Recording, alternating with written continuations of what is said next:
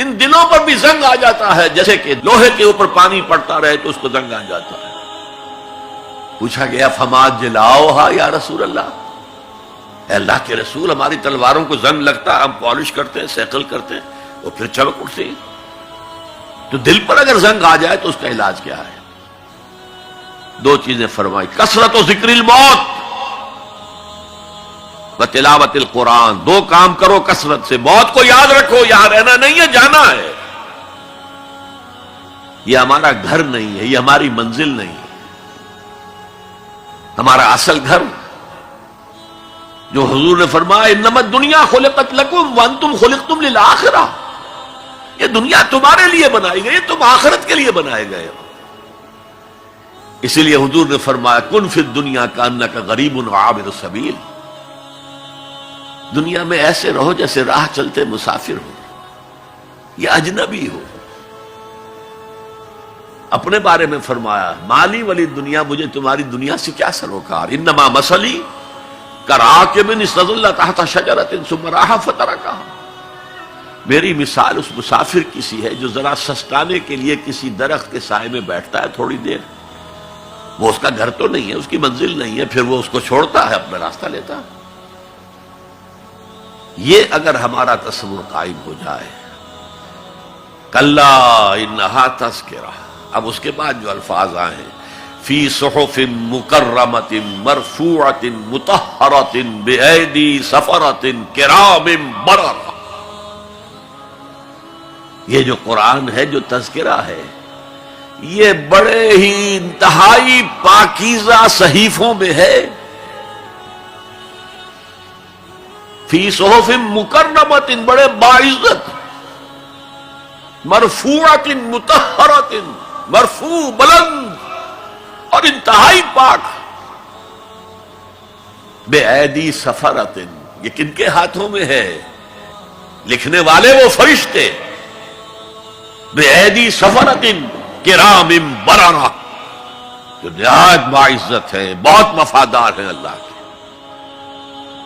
یعنی اصل قرآن کہاں ہے؟ لوح محفوظ میں ہے۔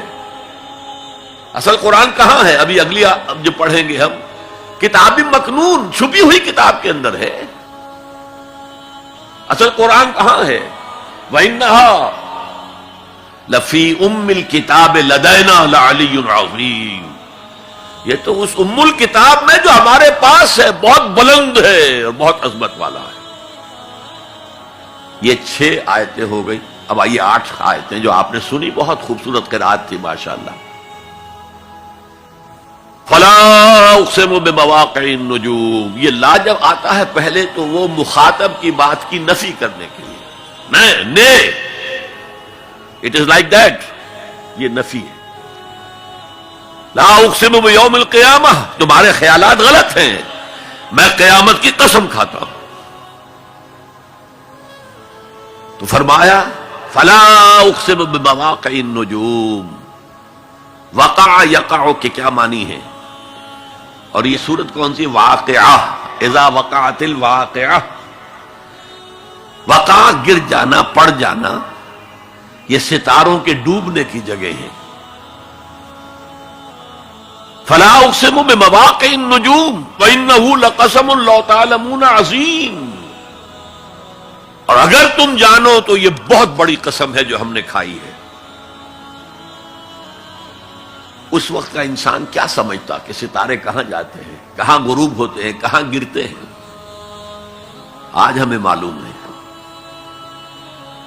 سورہ حامیم سجدہ میں جو کہا گیا ہے سنریہم آیاتنا فی الآفاق وفی انفسہم حتی یتبین لہم انہ الحق، ہم انہیں اپنی نشانیاں دکھائیں گے آفاق و انفس میں، یہاں تک کہ یہ بات واضح ہو جائے گی کہ قرآن حق ہے۔ آج ہمیں معلوم ہے خلا میں بلیک ہولز ہیں، اور یہ بلیک ہولز بڑے بڑے ستاروں کے پچکنے سے، پچک جانے سے پیدا ہوئے، اور جب وہ بڑے ستارے پچکتے ہیں، جو خلا پیدا ہوتا ہے، ویکیوم، اس میں بڑی طاقت ہوتی ہے، اس کے پاس سے کوئی سیارہ، کوئی ستارہ گزر جائے اسے کھینچ لیتا ہے قبر کے اندر۔ یہ بلیک ہولز کا تصور، اسی لیے اللہ نے اس وقت کے لوگوں کے لیے کیا کہا؟ فلا اقسم بمواقع النجوم وانه لقسم لو تعلمون عظیم انه لقرآن کریم، یہ بہت باعزت قرآن ہے، فی کتاب مکنون، ایک چھپی ہوئی کتاب میں ہے، لا یمسہ الا المطہرون، اسے چھو ہی نہیں سکتے مگر انتہائی پاک ہستیاں۔ اس کے کیا معنی ہے؟ پہلی بات تو ہمیں معلوم ہو گئی، مراد فرشتے ہیں، بے ایدی سفرۃ کرام بررہ، اسی کی شرح ہو رہی ہے نا۔ اسی سے ایک فقہی مسئلہ نکالا گیا کہ بغیر وضو کے ہاتھ نہ لگاؤ، لیکن اس کا اصل مفہوم کیا ہے وہ سمجھیے۔ قرآن کی روح تک کوئی نہیں پہنچ سکتا جب تک کہ تزکیہ نفس نہ ہو گیا۔ اگر حب مال، حب دنیا، حب جاہ، حب شہرت، اگر یہ تمام محبت دل سے نکل نہ جائیں تو قرآن کی روح تک آپ کی اپروچ نہیں ہوگی۔